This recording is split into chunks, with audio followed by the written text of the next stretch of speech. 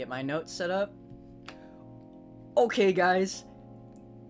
I know almost every single one of you has read it already, but I'm ready to analyze this, and we're gonna go ahead and we're gonna dive right on into the newest chapter of Made in Abyss.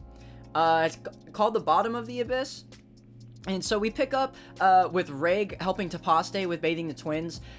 We just get some more info about it. Nishigura had broken the bottom plate of the bath heater, and so the twins can't just go in because they are in fact not like Reg, and are very sensitive to heat as well as the curse. So them being, you know, related to Reg in that kind of way, it's wrong, right? They're completely different, two completely different things. Reg and the twins, two different things. Juso, twins, Reg, some kind of Abad, at least for right now. But during the bath, Reg thinks back on what one of the twins was telling him, quote, "You and your friends will also end up like this." And Reg asks if that was meant as like a threat or something, and the boy twin replies if they're far enough away that he can let Reg know what he meant. And he asks Reg to come closer and starts to explain that they are the same, and cuts himself off, exclaiming, quote, "For example, both our right arms are the same," and then quickly stops himself, saying that he takes it back. Very strange.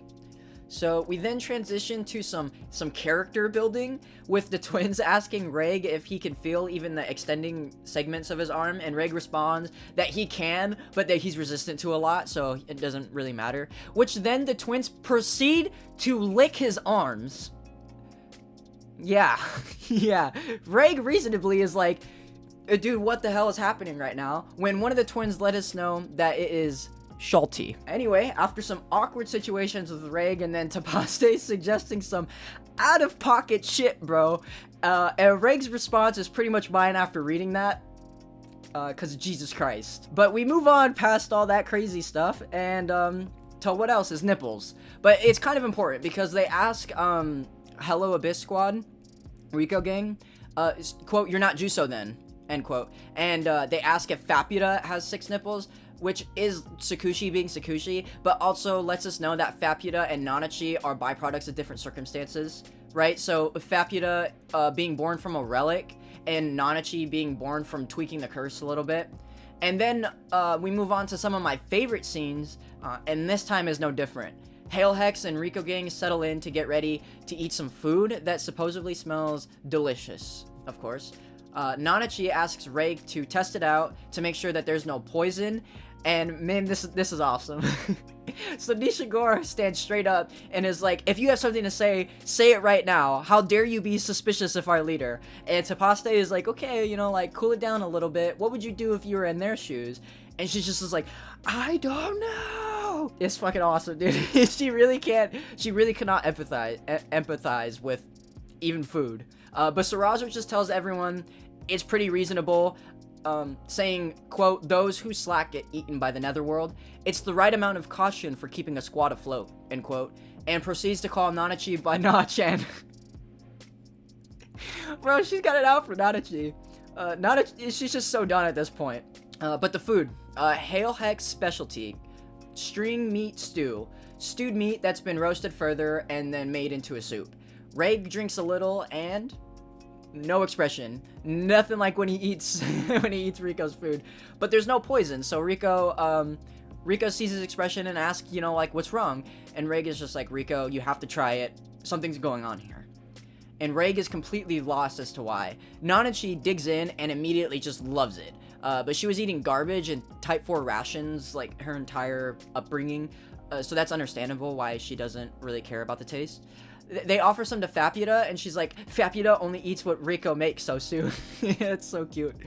But Rico looks over at the members of Hail Hex, catching on that something just isn't right. Hell, even Ray can't put his finger on it. And then Yadamar signals to Rico with his hands, quote, "Stealthily put salt in. The leader messed up the final touches." So Rico does, and immediately chows down. Sarajo looks at Yadamar, almost disappointed in herself, and asks, like, "Was it always like this? Was this dish always like this?" And he's like, no, it's quite tasty dish, you know, don't worry about it. And Rico learns from more hand signals that if Sarajo were to be told up front that she messed up the food, she gets ridiculously depressed, which is pretty funny about Sarajo, that she takes her cooking that seriously. But I guess, honestly, if you're a white whistle, you have to take it that seriously. But Sarajo asks the rest of the group if they are enjoying the food. And Riko, of course, is all smiles and telling her how tasty it is. And Nanachi doesn't have a problem with flour, fish, egg stew.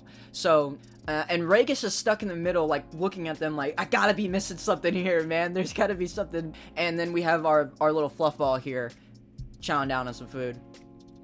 We then move on to the whole crew packing up, and we get to see the crumple pots being folded away, and some cool lore about it. By putting the light and sturdy stuff on the bottom, it becomes more balanced. And Riko looks over to see Yadamar slinging the casket over his shoulders, and curiously asks what it is, reasonably, and he responds, it's a secret. So, you know, another sus point over here for Sarajo. Definitely. She's not making a very good case for herself. But planning the trek ahead, they all talk together, as just like the 6th layer, the 7th will be completely unknown territory, and Sarajo tells Riko that they'll go together until they can find a suitable location for a camping spot.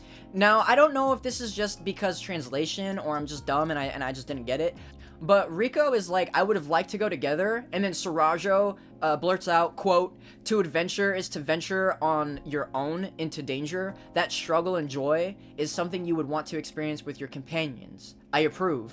But I reiterate, it's unknown territory. If you change your mind, then say so.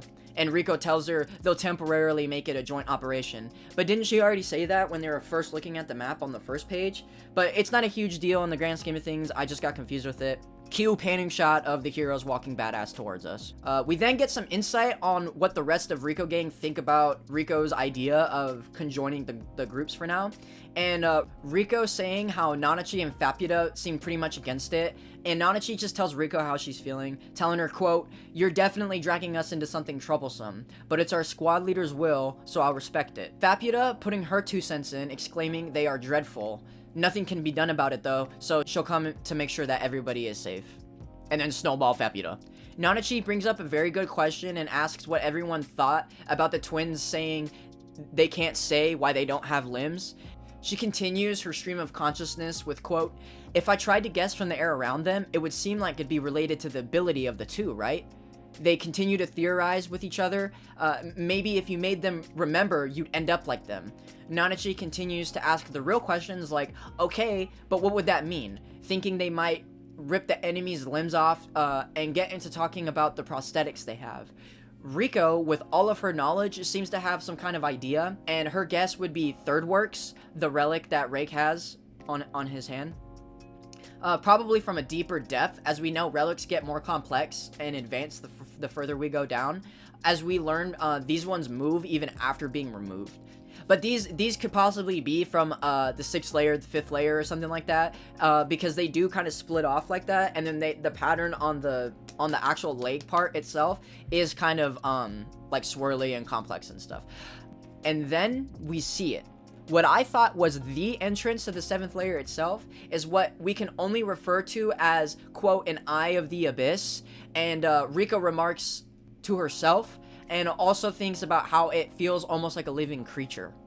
Interrupting her thoughts is Nanachi pulling Riko back into a sight that we all have been waiting for since the very start of this series, dude.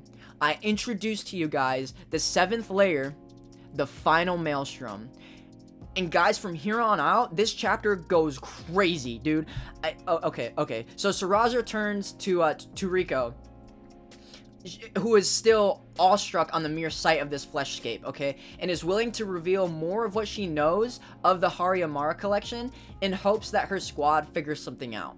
Now, I think this might be because Sarajo knows just how important one, if not the entirety of Hello Abyss Squad, is to the collection itself, or to the original collection, and she might think that they're holding off information from her, but honestly, Sarajo clearly has something cooking. Regardless of her, Sovereign of Mystery title, she is not forthcoming with info at all.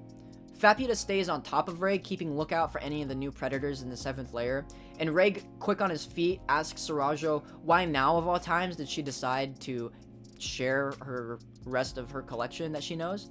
And she explains curiously enough with combining Nadachi's and Faputa's name, and not super big, but curious, I thought, that this strange place they find themselves at is unknown, and we just don't know exactly how dangerous the fauna down in the 7th layer is. But considering the Amaranth Deceptors and the Turbinate Dragons from the layer above, I can't imagine how crazy it gets down here. And as such, the two Fluffs have seemed to become aware of the stronger presence of the wildlife, and I'm not sure exactly what she's trying to say here. I'm sorry, guys. The interpretation here for me is weird. She says, quote, "We don't know how dangerous the wildlife of the 7th layer are, and what's more, it'll be too late by the point it seems like we're going to separate from you," end quote. Separate in quotation. I know I did the air quotes, but I want to reemphasize that. That is not me just saying that. That is literally quoted in the book. Separate. But it's not threatening, right? Is she saying that they're going to find something very soon, and then by then, knowing the rest of the poem will be useless? I don't know, guys. Even Reg's face, though, when she says this, like, his reaction is a little like, oh, okay. Per Saraja, though, she cuts herself off to ask them about their squad and what they should call them. And Reg says, "Riko-san squad?" And Riko jumps in, stumbling over her words, that it's just a placeholder. And Nishigora laughs at them, asking dumbfoundedly if they were children or something. And Tapase right next to her is like, "Yeah, dude, they kinda are." But Sarajo gets an idea. Quote, "White Whistle delving squads are often in close relation to darkness. There are nary any who are formed from all sorts from the abyss, and who challenge it holding as much brightness as you do. Bonds of the netherworld. Hello, Abyss." And reading that and knowing that the real name, or like the name that Tsukushi wanted it to be, it feels fitting, and kind of like the realization of having to say goodbye is actually coming. But Nanachi quips, if all White Whistles drop dead unless they give a cool name to something, and she thinks about it and then is like, "Wait, why does Sarajo call me Na-chan?" And Rega's just like, "Cause you're cute." And this is where we unfortunately have to say goodbye to Hello Abyss crew for now, as Sarajo rallies up the crew as she spills more fragments of the collection. And holy shit, guys, this whole last bit of the chapter is wild as hell, okay? This broken hymn starts like this. Quote, "Many eyes are watching, not the depths below, nor the heavens above. Chosen as the road for the soul. It's the road of the very large maelstrom. The high tide of calamity with fading poison continues as the ordinary on the other side. Untitled passage, partially missing. Though not truly the same, it imitates breathing in and out. From outside, it all looks normal, but here, you can see a glimpse. Untitled passage. A gentle voice is calling you, one glittering gold flake, tells of awakening to the faraway nest. A gentle voice is calling you. A bundle of stars fill the dark sky, tales of a farewell to the faraway nest. To those who have answered, the flake reaches beyond the spiral, reborn in the faraway nest, shining unaware by a soul, a red star dropped into the abyss." End quote. And then I'm gonna read the Emperor Shell segment because it is part of it, we just don't know where. And the Emperor Shell part goes like this, quote, "Unnoticed, the shooting stones leaves a trail, which falls as red-hot iron rain. The ice-covered trees transform into clouds. In the gape in the sky, a big turtle with its neck stretched out is grouped with others, looking up at the golden sky." So, wow. Now, I'm not a poet, I don't have a crazy IQ, and I don't have a writing degree, but I love overanalyzing everything about this, so we're gonna jump in a little bit here. Many eyes are watching, so clearly the first thought for anybody, I think, would be to think of the eyes of the abyss that we just talked about earlier on, but they also talk about not being in any kind of heaven or hell, or perhaps abyss, right? No heaven or hell or abyss, when referring to the depths.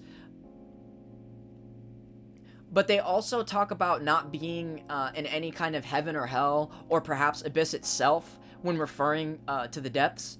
At the end, they're talking about a disaster that will cause lingering effects to everybody else, not on the side that stays ordinary, I think. And then the biggie here, the big one here, Quote, though not truly the same, it imitates breathing in and out. From outside, it all looks normal, but here, you can see a glimpse, end quote.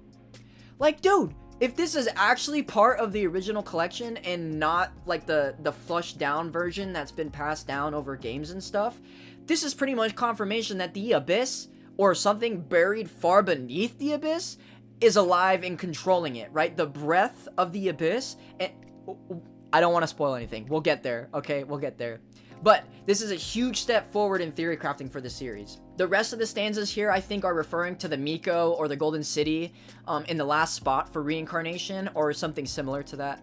Quote, a bundle of stars fill a dark sky, end quote, is also very curious with all the imagery of skies and symbolism of the moon and stars. And of course, the last line, quote, a red star drops into the abyss, end quote, could very well be Faptia, or the star compass itself, or an accumulation of things necessary to kind of reach that prophecy to go ahead and move on into the next stage of whatever is next. But this is referred to as the Gron's hymn, and then the picture of whatever the hell this thing is. It's super crazy, dude, because the first time we saw this thing, at least a future one, is my thought. The first time we saw this thing in the expedition of the Hexagon ruins with Hablog and that Umber Hand and stuff that are facing in the other direction of it, that is assuming that it's in the background and not the foreground. Some other interesting things to note, though, would be the middle itself, obviously. I think it draws a lot of attention to it. But if we compare it side by side to the other one found by Hablog, the middle is very, very developed compared to this one we get in this chapter. The tops and the bottoms are also more developed in what seems to be more wires coming out and kind of like connecting it. This shape is also found in the blue pendant, and the moment I saw it with Hablog, I knew it was important, but honestly, I didn't really think it would turn out to be something like this. And some wacky theory that I just thought of right now, that what if the eyes of the Abyss are the storage vessels, just more complex and developed? There's nothing pointing to that, it's just something that I just thought of right now. Now guys, the biggest load of lore and answers we have so far is right now. We find ourselves in the slums of the Wharf Quarter of Orth's Southern District.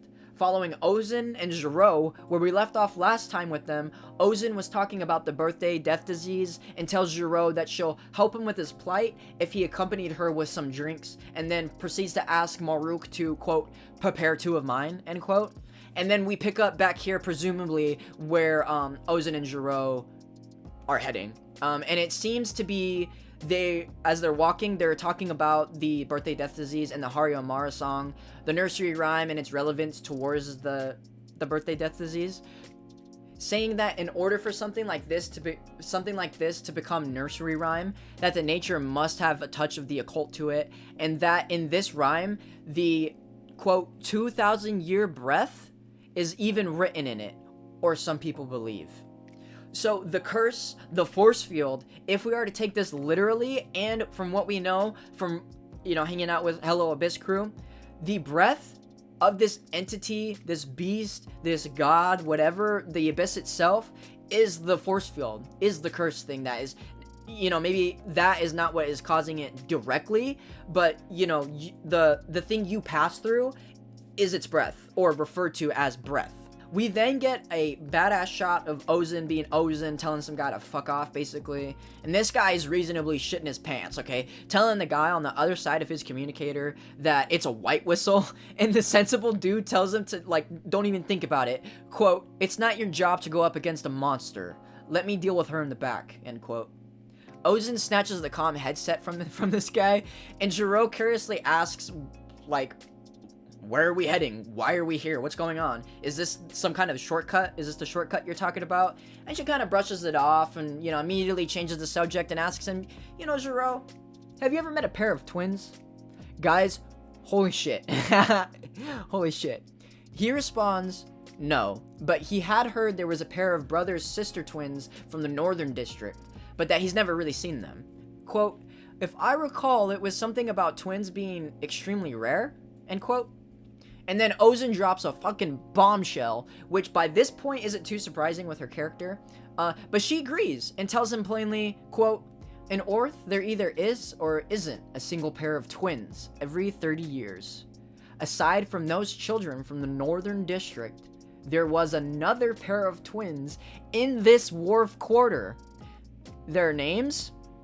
Shirumi and Manea. Yeah, dude, yeah. Giro is confused, okay? Asks Ozen, wasn't that the name of the Northern District twins? And her answer, I had to put the book down, okay? I had to close my laptop, okay? Quote, that's what they're all called. Dude, like, what the fuck, dude? This is crazy. Ozen continues by saying, quote, twins born in Orth, for some reason, all end up having that same name.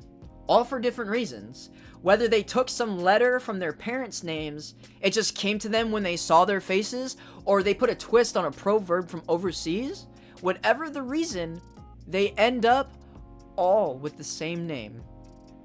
Shirumi and Mine are mentioned in the original, according to some people, erased names, or so they say, end quote.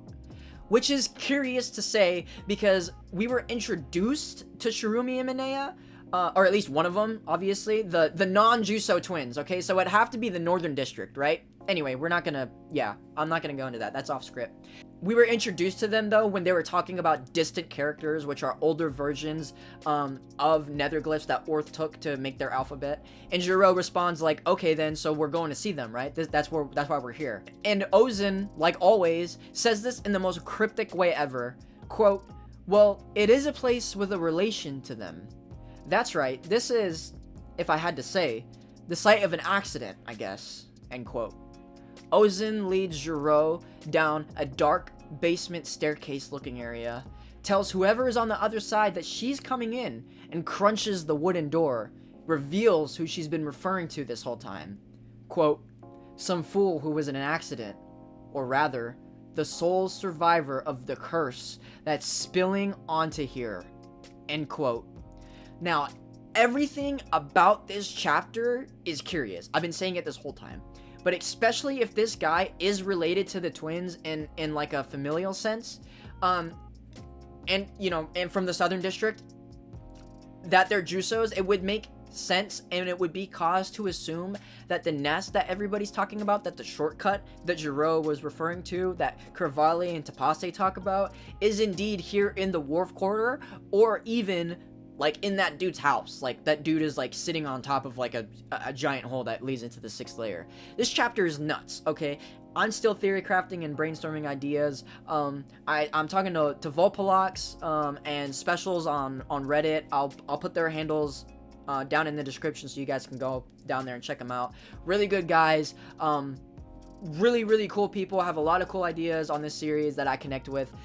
There's theories of Reg and Clawbot being twins, and Rico's soul, or whoever is inside Rico soul-wise, is Clawbot, which I have to admit is a pretty fucking cool theory, but I didn't want to spend too long. I already spent a lot of time putting this together. I had a lot of stuff that I would read about, and then I'd come in and write it again, and I didn't want to spend too long. I just wanted to get the ideas here, the facts here, so people, who don't have the availability to do that, go on YouTube, watch my thing, talk about it, and then maybe we can do a couple theory videos here and there before posting my 3rd layer to the iceberg. But let me know what you guys thought about this chapter. Let me know any whack nut, absolutely crazy theories you have about this series. I'll be down there. I'll be talking. I'm so excited, man. I am so hyped for this new series. But thank you, and I'll check you next time.